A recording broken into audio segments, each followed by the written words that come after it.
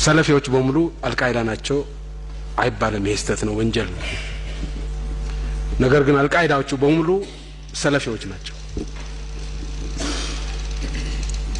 ኢትዮጵያም ውስጥ ለመጀመሪያ ጊዜ የአልቃይዳ ህዋስ ተገኝቷል። አብዛኛው ባሌና አርሲ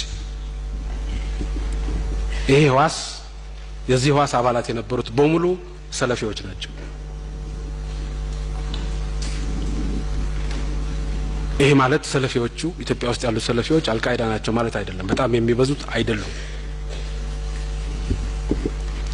በተመሳሳይ መልኩ አንዳንድ የሰለፊ እምነት ሰለፊ አንዳንዶቹ ወሃቢ የሚሏቸዋል። ትክክለኛ አገላለጽ ላይሆን ይችላል ወሃቢ የሚለው ቃል።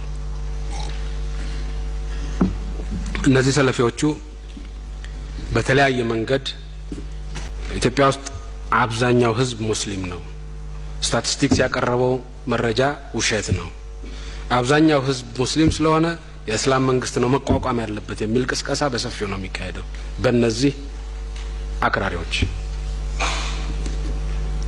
በሙስሊሙና በክርስቲያኑ መካከል የቆየው መቻቻል ማውገዝ ማጥፋት ነው ስራው።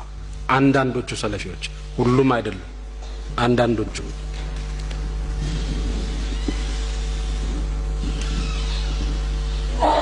እነዚህ ሰዎች ምን እንደሚያደርጉ ከሰለፊዎች ውስጥ ጫፍ የረገጡት ምን ሊያደርጉ እንደሚችሉ በአገራችን ምልክቱ እያየን ነው።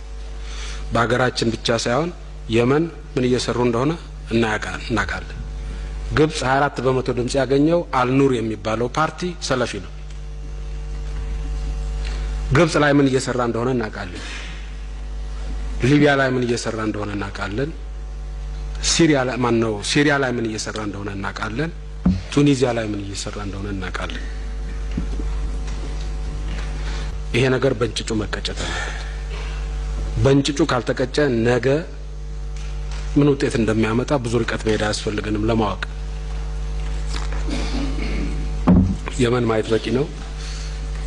ግብጾቹን ራሳቸውን ማየትም በቂ ነው።